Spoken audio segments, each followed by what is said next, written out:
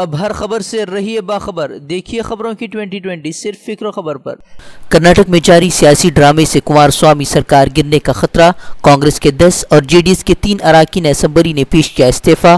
कांग्रेस का बीजेपी पर इत्तेहादी हुकूमत को गैर मुस्तहकम करने का इल्जाम। बीजेपी ने अंदरूनी इंतशार का करार दिया नतीजा। 13 अरकान असेंबली के इस्तीफे के बाद सियासी हलचल तेज। आज पार्टी लीडरान की प्राइवेट मीटिंग, कांग्रेस लीडरान की मुलाकातों का दौर भी जारी। मामले के हल के लिए सिद्धारमैया की देवेगौड़ा से बातचीत।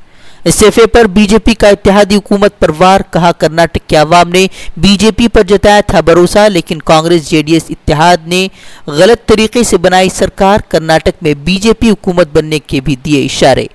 गिरती सरकार को बचाने के लिए कांग्रेस का सियासी प्लान तैयार। कांग्रेस कोटे के सभी वज़रा पेश करेंगे इस्तीफा। बागी लीडरान को दिए जाएंगे ओहदे। ज़राए के हवाले से खबर। समाजी कारकुन शबाना आज़मी का मोदी सरकार पर वार। बोली, मुल्क की बेहतरी के लिए खामियों को सामने लाना जरूरी, लेकिन आज हुकूमत पर तनकीद करने वालों को कहा जा रहा है गद्दार। कहा, फिरकावाराना फसादात से खवातीन के घर हो रहे हैं बर्बाद। मुल्क में जारी हुजूमी तशद्दुद की वारदातों पर भड़के ओवैसी। मॉब लिंचिंग में मुलव्वस अफराद को ठहराया गद्दार और दहशतगर्द। मोदी पर साधा निशाना। कहा, मुसलमानों की बात करने वाले वज़ीर आज़म हुजूमी तशद्दुद के खिलाफ क्यों नहीं बना रहे कानून। जय श्री राम के नाम पर शरपसंद अनासिर की गुंडागर्दी थमने का नहीं ले रही नाम। आसाम में शरपसंदों ने 3 मुस्लिम नौजवानों को किया सख्त ज़दोकोब। जय श्री राम नारा लगाने को किया गया मजबूर। केस दर्ज। इंसानों के कातिल आज़ाद, लेकिन गौकशी पर सजा देने में लगी सरकार।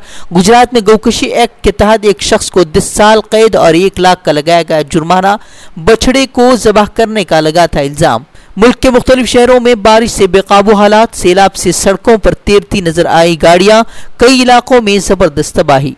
आसाम में आंधी अकीदतमंदी का दिल दहला देने वाला वाकया। स्कूल टीचर ने तांत्रिक के कहने पर 3 साला मासूम की बलि चढ़ाने की कोशिश की। मकामी लोगों की मुस्तैदी से बची जान। तांत्रिक समेत अहलखाना को पुलिस ने किया गिरफ्तार।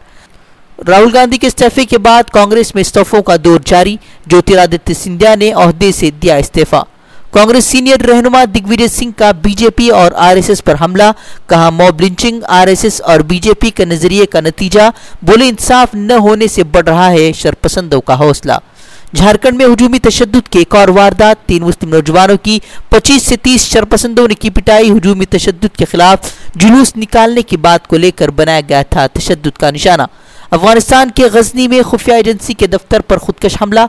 12 एहलकारों की मौत, 170 से जायद अफराद जख्मी। बारूद से भरी गाड़ी इमारत से टकराने से पेश आया था हादसा। शाम में बशर अल असद और इत्तेहादी अफवाज के जरिए मासूमों का कत्लेआम जारी। इदलिब में बमबारी से 7 मासूमों समेत 14 आम शहरियों की मौत। दहशतगर्दी की रोकथाम के नाम पर अफ्रीकी मुस्लिम मुल्क ट्यूनिस में अवामी इदारों में नकाब पहनने पर पाबंदी। सिक्योरिटी वजूहात का बहाना बनाते हुए वज़ीर आज़म ने फैसले को फिलफौर नाफिज करने का किया ऐलान। हांगकांग में मुतनाज़ बिल के खिलाफ एहतजाज के दौरान गिरफ्तार तलबा की रिहाई के लिए सड़कों पर उतरी हजारों माएँ। हुकूमत मुखालिफ मुजाहरों में गिरफ्तार तलबा की फौरी रिहाई का किया मुतालबा। उर्दू अकेडमी की जानिब से अवार्ड से नवाजे गए भटकल के 2 सहाफ़ियों की इदारा फ़िक्र खबर ने की तहनीत। सदर फ़िक्र खबर मौलाना इलियास नदवी के हाथों एजाज़ से नवाजा गया। उर्दू अदब की खिदमत पर दोनों को दिया गया था अवार्ड।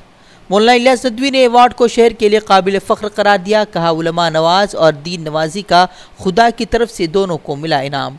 महानामा फूल के एडिटर मौलवी अब्दुल्ला दामदाबू ने असातिज़ा की कदरदानी और उनके मशवरे को बताया कामयाबी का राज। अपनी पूरी टीम की फ़िक्र और उनकी कोशिशों का सिला करार दिया। जनाब आतिकुर रहमान साहब ने तहनीत पर इदारा फ़िक्र खबर का अदा किया शुक्रिया।